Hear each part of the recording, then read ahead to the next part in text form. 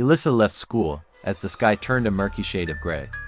The air was cold, and the wind howled eerily through the empty streets. Her friends had already gone home. She clutched her backpack tightly and quickened her pace. But something felt wrong, like someone was watching her. The streets were unusually quiet. The stores that were usually open at this hour were shut. No lights shone from the windows.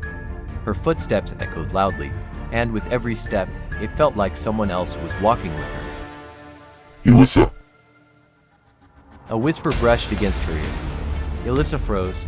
There was no one there, but something had changed. The street she had just passed through didn't look the same anymore. Her pulse pounded in her ears as she broke into a run.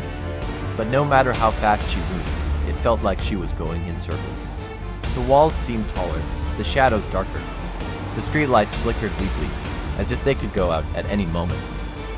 Then, out of nowhere, a child's laughter echoed through the street, but it wasn't normal.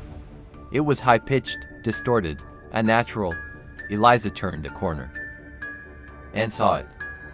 A figure stood in the darkness. It was human-shaped, but its arms were far too long.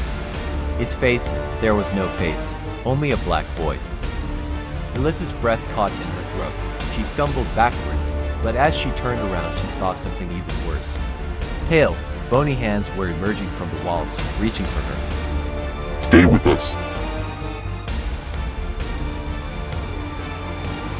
Then, the lights went out. Everything was swallowed by darkness. ELISA screamed, but no sound came out. It was as if she was being pulled into another world. Her arms wouldn't move.